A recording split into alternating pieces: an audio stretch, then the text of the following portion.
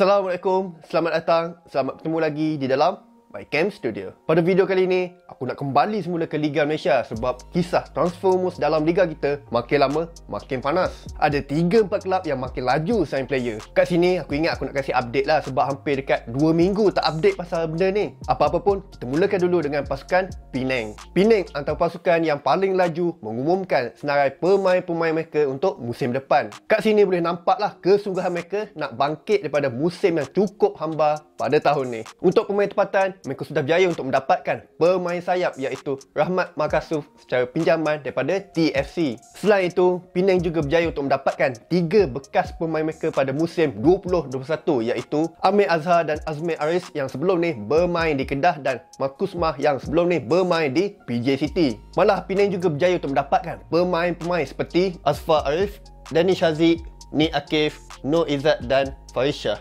Untuk pemain import, Penang juga telah mengumumkan kemasukan 5 pemain import iaitu Kurt Dizon yang bermain di posisi sayap, Yu Yamaguchi yang bermain di posisi pertahanan, Sonny Saad dan Joven Gomez bermain di posisi attacking dan Adriano yang bermain di posisi tengah. Malah, Penang juga dikaitkan dengan 2 pemain import yang bermain di posisi pertahanan tengah iaitu Zhao Mintun dan Se An Hee. Next, kita ke pasukan Kedah. Setakat ni, Kedah telah berjaya untuk mendapatkan Hikmat Fikri Cesoh yang bermain di posisi penjaga gol, Wan Amir Wafiq yang bermain di posisi pertahanan dan 2 pemain sayap iaitu Faizal Talib dan Zamin Ashraf. Untuk pemain import, Kedah juga telah mengumumkan kemasukan Amir Bek, pemain import yang berasal daripada Tajikistan yang bermain di posisi tengah, dan Manuel Ott, import Filipina yang juga bermain di posisi tengah. Dan dengan cerita juga yang Kedah berminat untuk mendapatkan Lita yang sudah sah meninggalkan Pahang. Setakat ni masih kekal kabar angin, tapi kalau Kedah berjaya dapat, boleh kata untunglah sebab Lita ni pun dah jadi pemain tempatan. Tak kacau kota import. Tapi bukan setakat Kedah,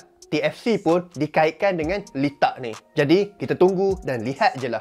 Next, kita ke pasukan Sabah. Setakat ni tak banyak update mengenai pasukan Sabah ni. Yang paling latest, mereka berjaya untuk mendapatkan khidmat CR Malaysia iaitu Jeffrey Firdaus Chew. Tak sure kat Sabah dia akan bermain sebagai striker ataupun back kanan sebab nampak gaya dia pun dah selesa bermain dekat posisi back kanan tu. Selain itu, kabar angin bertiup kencang mengatakan yang Sabah sudah berjaya mendapatkan khidmat Jacob Njoku yang sebelum ni bermain bersama dengan Kelantan United. Dengan cerita yang fan-fan Sabah menyambut baiklah kemasukan Njoku ni. Dah lah musim lepas kena scam dengan Embalo. Jadi untuk musim depan, better ambil pemain import yang dah proven dekat liga kita ni. Next, kita ke pasukan Kelantan. Setakat ni, aku belum nampak lah Kelantan sign mana-mana pemain baru. Yang mereka update buat masa ni adalah pemain mana yang kekal dan pemain mana yang sudah sah meninggalkan pasukan. Walaupun nampak macam sunyi je, tapi ada juga kabar angin yang mengaitkan dengan pasukan Kelantan ni. Dengan cerita yang Kelantan dikaitkan dengan 2 pemain import. Pertama,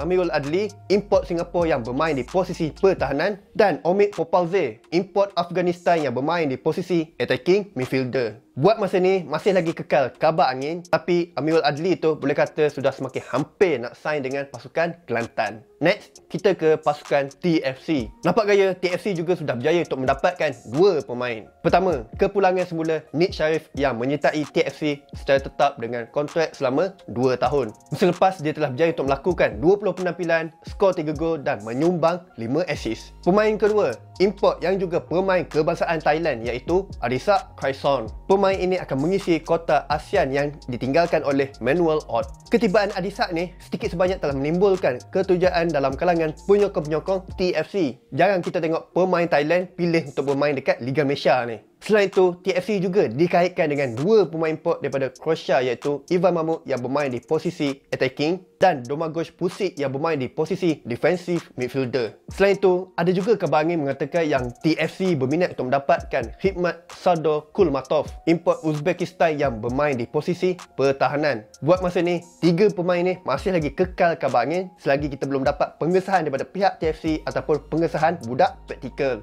Next, kita ke pasukan Pahang. Setakat ni, Pahang sudah mengesahkan yang mereka sudah melepaskan 10 pemain termasuklah pemain naturalisasi iaitu Lita. Dengan cerita yang Lita ni demand gaji tinggi. Kes demand 100k lah menjadi punca Pahang tak dapat nak kekalkan Lita ni. Apa yang penting kat sini, Pahang masih lagi mengekalkan Muslim Ahmad, pemain kesayangan Datuk Dolah. Malah Pahang juga berjaya untuk membawa masuk bekas pair Muslim time Malaysia menang Piala AFF iaitu Fadli Sas dengan kontrak 2 tahun. nampak gaya Muslim dan Fadli akan kembali semula bergandingan di Pahang. Agak-agak meletup tak? Dan Pahang juga berjaya untuk mendapatkan Syazwan Andik secara pinjaman daripada JDT. Untuk pemain import, dengan cerita yang Pahang berminat untuk mendapatkan pemain import Argentina iaitu Stefano Brundo. Selain itu, Pahang juga dikaitkan dengan Michael Glassop, import Australia yang bermain di posisi pertahanan, dan bekas pemain import Penang iaitu Lucas Silva yang bermain di posisi striker. Macam biasa, ini semua masih lagi kekal kabar angin, belum lagi official. Last sekali,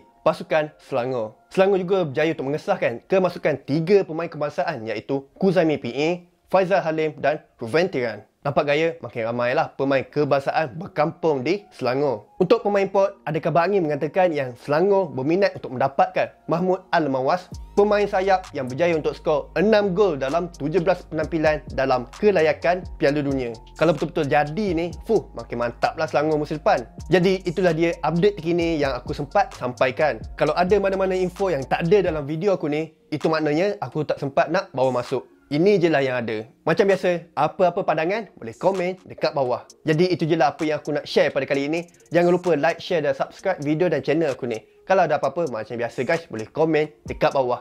Nama aku Halimas, aku ciao dulu. Peace.